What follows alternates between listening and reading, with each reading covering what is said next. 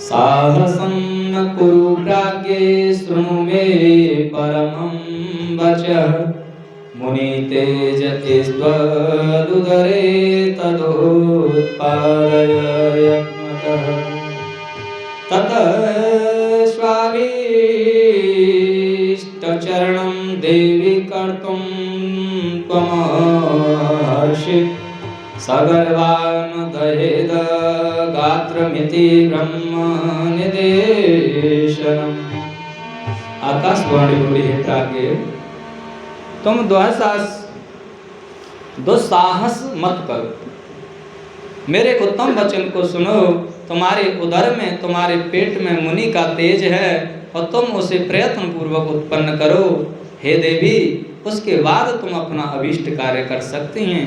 उसके बाद तुम कुछ जो करना चाहो सो करो, लेकिन तब तक अपने शरीर का त्याग ना करो, क्योंकि गर्भ सहित सती नहीं होना चाहिए, ऐसी वेद की आज्ञा है। नंदीश्वर बोले, हे मुनीश्वर, ऐसा कहकर आकाशवाणी तो शांत हो गई। तब उसे सुनकर मुनि की पत्नी क्षण भर के लिए विस्मित हो गई, क्षण भर के लिए विस्मित हो गई। और तदनंतर पति लोक जाने की इच्छा करती हुई महासाध्वी सुवर्चा ने बैठकर पत्थर से अपने पेट को फाड़ दिया। उसके बाद उधर से परम दिव्य शरीर वाला तथा कांतिमान वह मुनि पुत्र दशम दिशाओं को प्रकाशित करता हुआ निकला। हे तात, दधीच के उत्तम तेज से प्रादुर्भूत हुआ वह पुत्र अपनी लीला करने में समर्थ साक्षात रुद्र का अवतार था। मुनि पत्नी सुवर्चा अपने उस दिव्य रूपवान पुत्र को देखकर और मन में उसे साक्षात रुद्र अवतार समझकर बहुत प्रसन्न हुई। हे मुनीश्वर, उन महासाध्वी ने शीघ्र ही प्रणाम कर उसकी स्तुति की और उसके स्वरूप को अपने हृदय में स्थापित कर लिया। तत्पश्चात पति लोक जाने की इच्छा वाली विमलेक्षणा माता सुवर्चा हंसकर अपने उस पुत्र से अत्यंत प्रेम पूर्वक वचन कहने लगी। सुवर्चा बोली, हे तात, हे परमेशान, हे महाभाग, तुम बहुत समय तक इस पीपल वृक्ष के समीप रहो और सुखी बनाओ और सबको सुखी बनाओ। अब मुझे पति लोक जाने के लिए अति प्रसन्नता पूर्वक आज्ञा दो। वहां रहती हुई अपने पति के साथ तुझे रुद्र स्वरूप का ध्यान करती रहूंगी। नंदीश्वर बोले, इस प्रकार साध्वी सुवर्चा ने अपने पुत्र से ऐसा कहकर परम समाधि द्वारा पति का अनुगमन किया। हे मुने, इस प्रकार वे दधीची पत्नी सुवर्चा शिवलोक में जाकर अपने पति के साथ निवास करने लगी और आनंद पूर्वक शिवजी की सेवा करने लगी। इसी अवसर पर इंद्र सहित देवगण मुनियों के साथ आमंत्रित हुए के समान प्रसन्न होकर बड़ी शीघ्रता से वहां आए।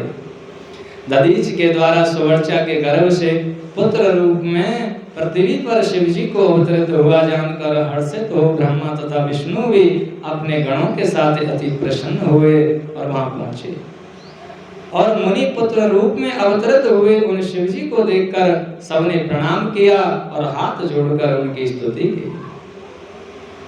हे मुनि सत्तम, उस समय देवताओं ने बड़ा उत्सव किया। आकाश में भेरियां बजने लगी, नर्तकियां प्रसन्नता से नृत्य करने लगी और गंधर्व पुत्र गान करने लगे, किन्नर बाजा बजाने लगे और देवता फूलों की वर्षा करने लगे।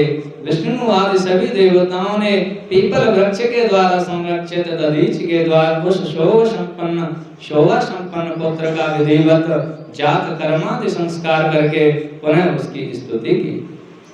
ब्रह्मदेव ने प्रसन्न चित्त होकर उसका नाम पिप्पलाद रखा और देवताओं के साथ विष्णु ने, हे देवेश, प्रसन्न होइए, ऐसा कहा। इस प्रकार कहकर तथा उनसे आज्ञा लेकर ब्रह्मा विष्णु तथा समस्त देवगण महोत्सव मनाकर अपने अपने स्थान को चले गए और उसके बाद रुद्रावतार महाप्रभु पिप्पलाद पीपल वृक्ष के नीचे संसार हित की इच्छा से बहुत काल तक तप करते रहे। इस प्रकार लोकचर्या का अनुसरण करने वाले उन पिप्पलाद का भली भांति तपस्या करते हुए बहुत सा समय व्यतीत हो गया। तो यहाँ पर भगवान पिप्पलाद जो भगवान शिव के ही अंशावतार थे, तो पिप्पला जो पिप्पल ऋषि हुए थे, पिप्पलाद ऋषि जिन्होंने उपनिषद की रचना की, वो यही थे। और यहाँ पर ये सिद्धांत की बात यहाँ पर एक कहना है कि भगवान की भक्ति से जो शक्ति प्राप्त होती है, वही शक्ति हम सत्य आचरण करने से प्राप्त कर सकते हैं।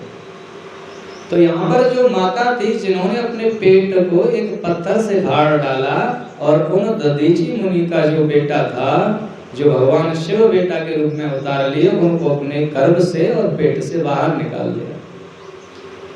तो उनको कहा जाए कि वेदना नहीं हुई, शरीर को भस्म किया, वेदना नहीं हुई, तो कहा जाए कि उनमें उन शक्ति यानी कि परमात्मा सत्ता, ईश्वर सत्ता से वो जुड़े हुए होते थे, सत्य आचरण वाले होते थे। तो उस सत्य से, और ईश्वर की वही शक्ति सत्य है, उससे वो सुरक्षित रहते थे, उन्हें किसी तरह का कोई कष्ट नहीं होता था। तो यहाँ पर सिद्ध होता है कि जो भी अगर शरीर में कोई भी आज भी अगर वो सत्याचरण अगर अपना सके, तो उसको भी यह करने की सामर्थ्य अवश्य मिल जाएगी, इसमें किसी तरह का संशय नहीं है। और पिप्पलाद भगवान की हर हर